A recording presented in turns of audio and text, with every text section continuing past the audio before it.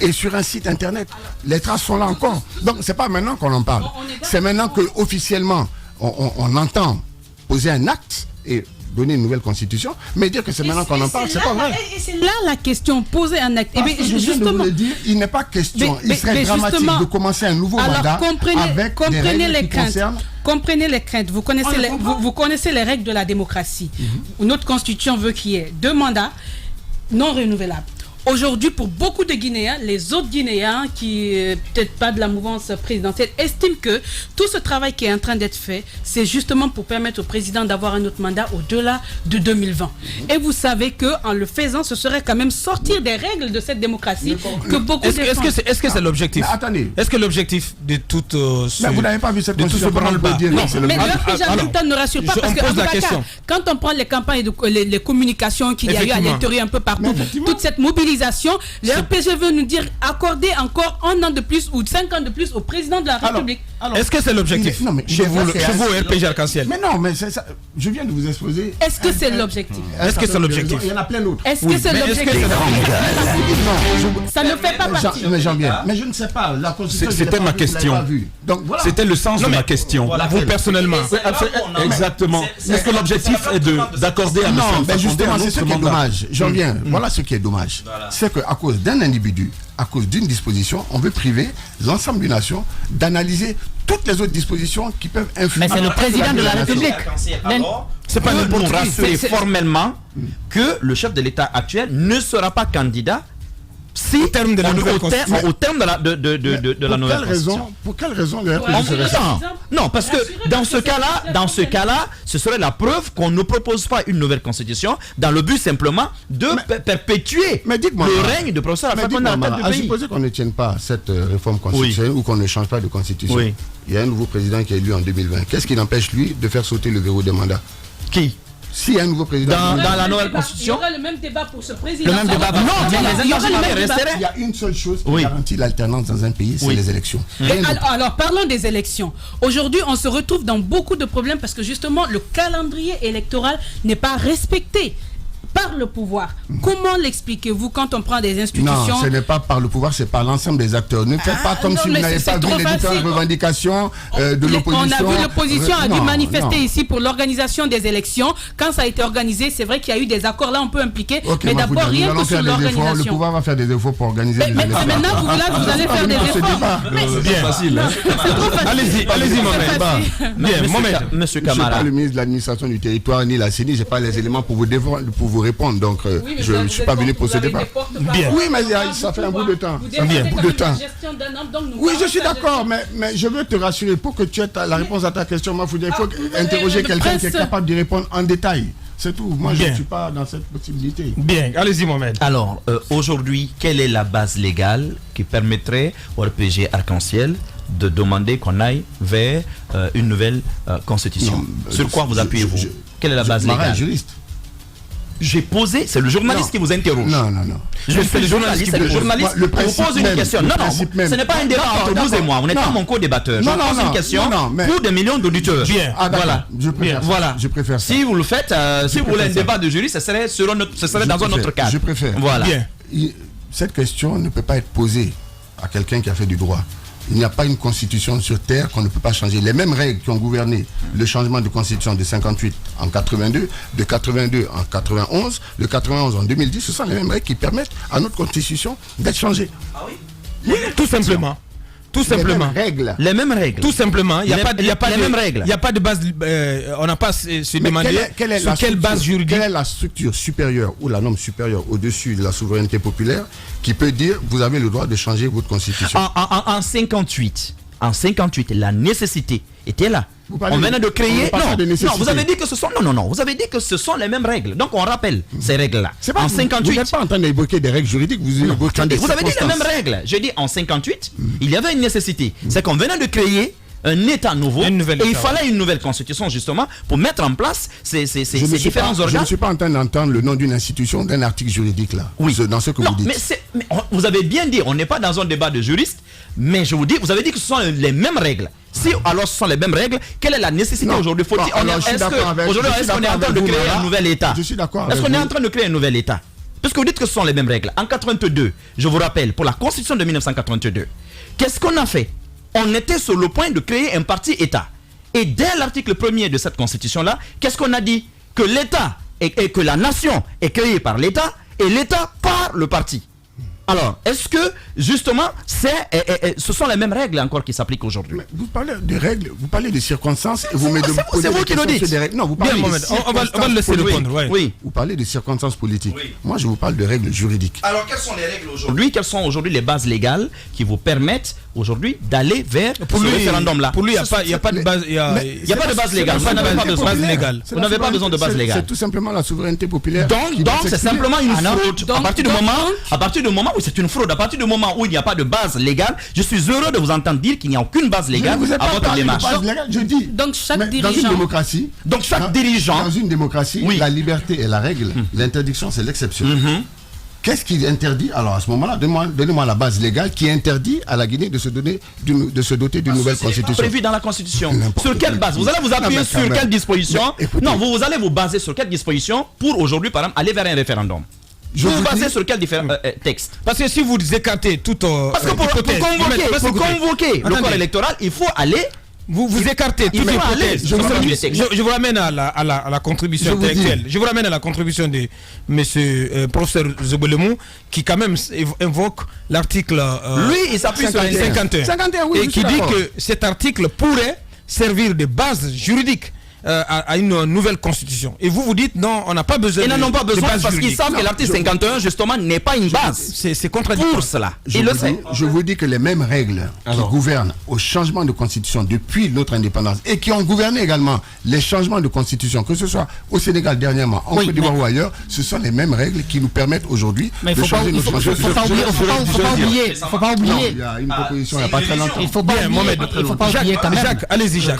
Que la constitution de 90 et puis celle de 2010. Et celle de 90. Non, je parle de celle de 90. Et celle de 2010.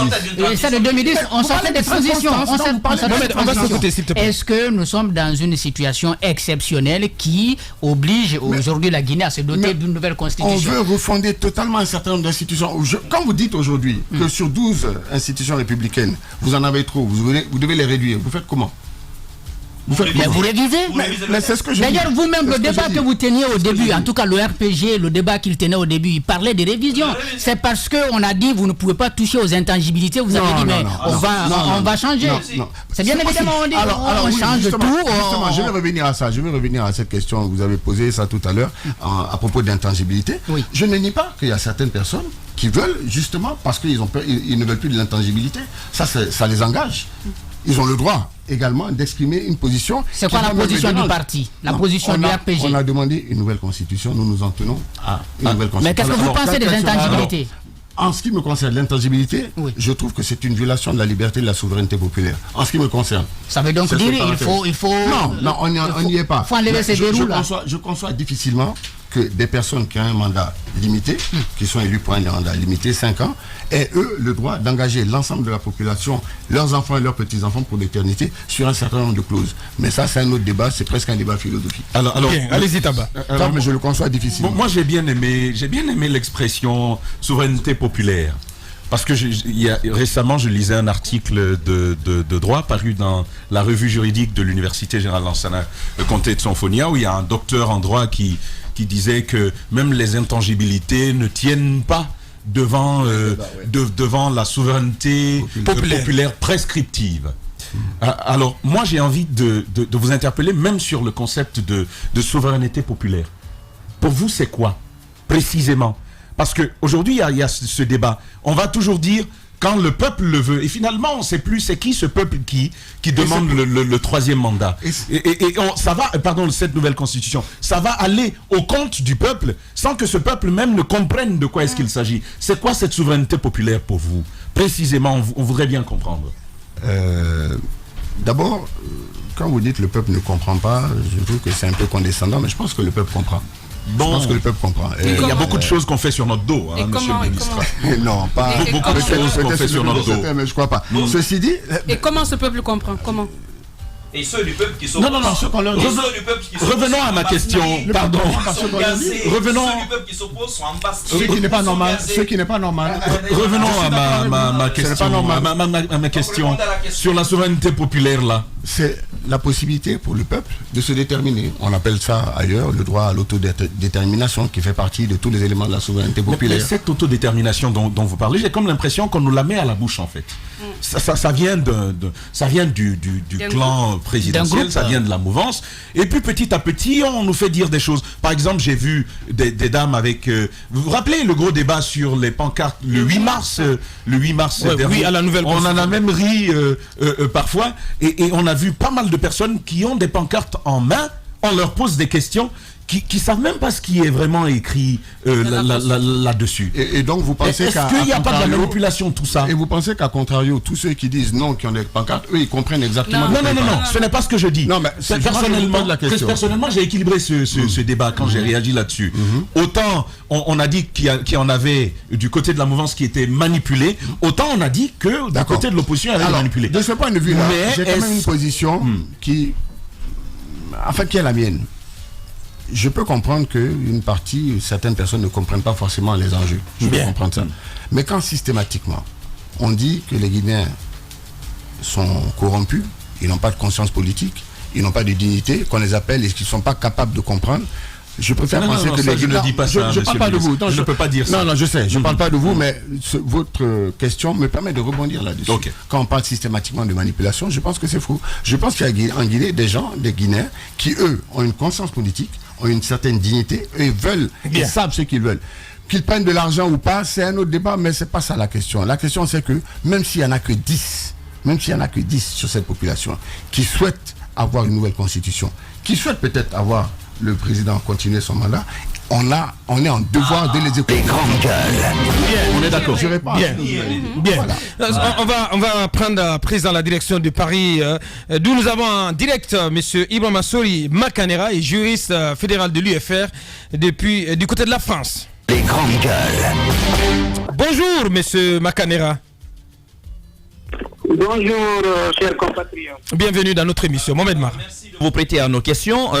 Nous pensons que vous suivez depuis quelques instants Monsieur Damantan Albert Camara, qui donc est là pour le compte de la mouvance, sur cette question aujourd'hui de nouvelle constitution en République de Guinée. Alors la question fondamentale que l'on se pose, surtout après la sortie du professeur Zogbelemou Togba, c'est quelle est la base juridique finalement d'une telle démarche? Parce que Monsieur quand même Damantan, lui, vient de nous le dire, qui n'ont pas besoin de base juridique pour simplement, pour aller vers une nouvelle constitution. Il l'a dit clairement. Ils n'ont pas besoin de base juridique, mais ce sont les mêmes règles qui auraient prévalu à la mise en place de la constitution de 58 et celle de 82. Or, je rappelle que celle de 58 n'a pas été adoptée par référendum. Quelle est votre lecture de cette actualité? Je vous remercie de m'avoir donné la parole. Je commence par répondre à mon frère Damantan avant de passer à l'argument du professeur Zogbelemou, argument dont j'ai pris connaissance avec un cœur particulièrement serré, tellement que l'incohérence des arguments et leur manque de consistance ne peut résister à l'analyse d'un étudiant qui a terminé sa première année de degré en droit. Monsieur Damantan, mon frère, je n'aimerais pas être à votre place. Il est très difficile de défendre quelque chose dont on sait soi-même que c'est injuste et que les auditeurs savent que c'est injuste. Alors, vous parlez de souveraineté populaire, le peuple peut tout faire. Non, monsieur le ministre. Je vous renvoie à la lecture de l'article 2 de la Constitution. Heureusement, vous êtes juriste. Vous comprendrez là-bas que l'exercice de la souveraineté est contrôlé et doit être conforme à la Constitution. Je lis la partie. La souveraineté nationale appartient au peuple qui l'exerce par ses représentants élus et par voie de référendum. Là, c'est compris. Un peu plus bas, la souveraineté s'exerce conformément à la présente Constitution qui est la loi suprême de l'État. Toute loi, tout texte réglementaire et acte administratif contraire à ces dispositions sont nuls et de nul effet. Voyez-vous, du moment que la Constitution n'a pas permis au peuple de Guinée de se lever comme dans d'autres pays et de demander la soumission d'un texte au référendum, monsieur le ministre, juridiquement, ça n'a pas de base légale, ce n'est pas possible. La constitution guinéenne ne l'a pas permis. On a l'impression que quand on parle de peuple en Guinée, c'est que ceux qui sont pour le droit. Bien, monsieur le ministre Oui, monsieur le ministre va réagir à vos premiers propos. Allez-y. Donc ça veut dire que jusqu'à la fin des temps, la Guinée ne pourra pas changer de constitution. Ouais, qu'est-ce que vous répondez? Je vous réponds, monsieur le ministre. On m'a dit que vous êtes juriste, peut-être publiciste. Renseignez-vous, rentrez dans l'histoire des constitutions. À part les républiques bananières qui changent les constitutions pour l'intérêt d'une seule personne, pour qu'il s'éternise au pouvoir, toutes les constitutions résultent des faits de violence qui peuvent être des guerres, qui peuvent être des révolutions ou des coups d'État qui viennent bouleverser l'ordre institutionnel et social. Je vous invite à faire vos propres recherches et de venir me démentir. Bien. Que la Guinée subisse une guerre, un coup d'État ou quoi que ce soit, quand bien même on considère que les règles qui sont à l'intérieur de cette constitution ne sont pas bonnes, sont inadaptées ou ne permettent pas d'évoluer, il faut que toute la Guinée attende que la Guinée soit en guerre ou subisse un coup d'État avant de changer ou de permettre par exemple à quelqu'un d'avoir une candidature indépendante ou de diminuer le nombre des institutions ou de changer autre chose. Ça m'interroge, effectivement. Ni des députés. Je voulais dire encore, avant que monsieur le ministre ne me réponde, la Constitution n'est pas un habillage simple, banal comme ça. C'est un contrat social dont l'objectif est de garantir la paix sociale, la démocratie, le développement économique et social. C'est un contrat social dont une des parties ne peut tripatouiller. Alors, la Constitution guinéenne n'a pas permis au président de la République et aux députés de prendre l'initiative de son changement. Deux possibilités de recours au référendum. L'article 51. Alors, ce qui m'a surpris avec le professeur Zoblemou, je me demande encore comment il a pu se retrouver dans une telle errance juridique. Il fonde sa base légale sur l'article 51 qui n'est même pas dans le titre 18 prévu pour la révision des constitutions. L'article 51 qui fonde l'argument de notre professeur est là uniquement et de façon exclusive quand le président de la République ou les députés veulent faire voter une loi ordinaire directement par le peuple. Monsieur Joglevou ne connaît pas l'article 51 qui est la copie conforme de l'article 11 de la Constitution française de laquelle elle a été tirée. Même ceux qui ont rédigé l'article 11, donc la copie, dont la copie est notre l'article 51, c'était les membres du Conseil d'État français en 1960. Lorsque le général de Gaulle a voulu faire passer la révision constitutionnelle par le référendum législatif, l'équivalent de notre article 51, parce qu'il ne voulait pas affronter l'hostilité des députés, toute la classe politique, y compris les membres du Conseil d'État, ceux qui ont rédigé cet article, et le Conseil constitutionnel avait donné un avis défavorable en disant que cela était totalement inconstitutionnel. Je peux renvoyer... Bien, parce que effectivement... Réaction du monsieur le ministre. Je ne suis pas constitutionnaliste, je ne suis pas rentré dans... Je suis allé directement au cœur du sujet avec les éléments qui me semblent importants à changer et la possibilité de consulter le peuple. Mais... Bien, Mara s'est arrêté tout à l'heure. Monsieur Makania, vous veuillez garder l'écoute. Allez-y. Voilà. Allez-y, monsieur le ministre. Allez-y. Bon, voilà. Je ne suis pas constitutionnaliste. Donc, effectivement, il peut m'éclairer sur ces aspects-là. Ce que j'aimerais comprendre, c'est que Mara s'est arrêté tout à l'heure à la constitution de 80, sur les exemples que j'ai donnés, 58, 82. Il y avait l'invité. Voilà, 90 également, 91. On sortait d'une transition. Non, c'est le 23 décembre 1990, on sortait d'une transition militaire. Voilà. D'accord. Donc on parle encore de circonstances. Voilà. Sinon, l'article 51 dont il parle est exactement le même article 51 qui était dans la Constitution. Oui, mais à l'origine, mais c'est ce qu'il le rappelle. Voilà. C'est que depuis déjà 1960, il existe déjà dans la Constitution française. C'est ce qu'il a rappelé. Oui, d'accord. Mais ça veut dire qu'en termes de base légale, il n'y avait pas d'autres éléments à part des circonstances dans ces 4 changements de Constitution en Guinée. C'est là-bas que je me retrouve, moi. Bien. Et je dis, est-ce qu'on peut être lié éternellement à cette Constitution? Monsieur le ministre, si vous me permettez, ce que je viens de dire, ce que nos profs nous ont dit dans l'impact de droit, c'est que les constitutions sont des résultats de circonstances exceptionnelles. À part les républiques bananières, comme en Congo-Brazzaville, chez l'ami de notre président, vous ne trouverez jamais une constitution, modelée en fonction de la volonté d'une personne. La constitution de 1958, vous connaissez ça, vous l'avez dit que vous n'êtes pas constitutionnel, d'accord. C'est à cause de la guerre d'Algérie que les généraux putschistes en Algérie... Monsieur Makanera, oui. Une question de Tamba pour vous. Voilà. Et est-ce qu'il s'agit, parce que je ne suis pas juriste, hein, j'essaie juste d'en savoir, j'essaie d'en savoir davantage. Je sais que le droit a plusieurs sources. Au-delà de ce qui est textuel, on sait que les traditions nourrissent également le droit. Et je crois que c'est sur la base de ces traditions juridiques que vous soutenez qu'à part un dérèglement de la situation institutionnelle et sociale et toutes les autres occurrences dont vous parliez tantôt, qu'on ne pouvait pas modifier la Constitution. Ma question, on ne pouvait pas adopter une nouvelle Constitution. Ma question, elle est donc assez simple. Est-ce que ces occurrences dont vous parliez, par exemple un coup d'État, par exemple une révolution, est-ce que ces circonstances sont fermées?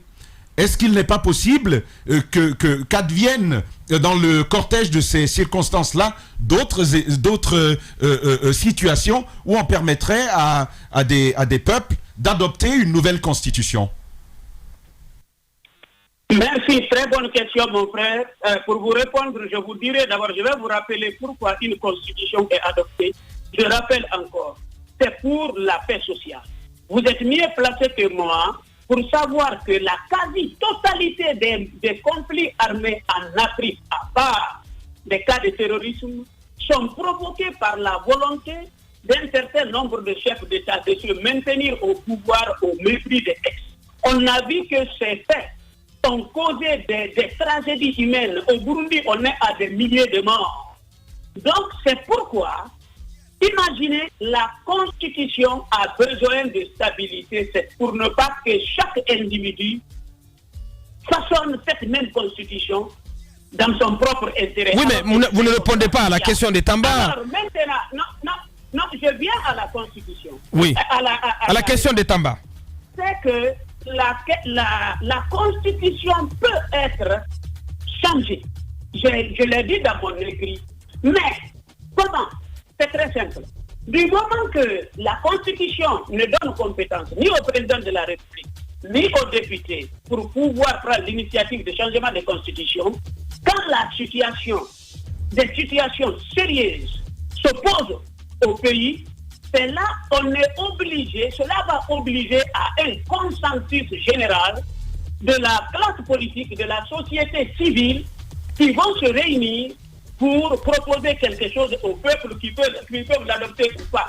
C'est bien entendu ce consensus que le constituant a cherché. C'est pourquoi il n'a donné compétence à aucune autorité. Si aujourd'hui tous les Guinéens étaient d'accord, toute la classe politique était d'accord, la société civile était d'accord pour qu'une nouvelle constitution naisse, les résistances qu'on voit aujourd'hui, on n'allait pas les voir. Bien, monsieur Ibrahim Assori Makanera, juriste fédéral de l'UFR du côté de la France, il nous explique à vous dire merci parce qu'on arrive malheureusement au terme de cette émission. On a juste le temps pour notre ministre de conclure. Il y a cette réaction de Alouba et ça, beaucoup de réactions qui dit que Damantin arrête cette rhétorique sans contenu. Si chacun peut se servir de son humeur et ses intérêts pour changer la constitution et invoquer la souveraineté populaire, il n'y aurait pas d'État Je précise qu'au Sénégal, il y a eu révision, pas de changement constitutionnel. Trouvez d'autres exemples et arrêtez donc de nous servir des fake news. L'exemple du Mali. Bien, allez-y.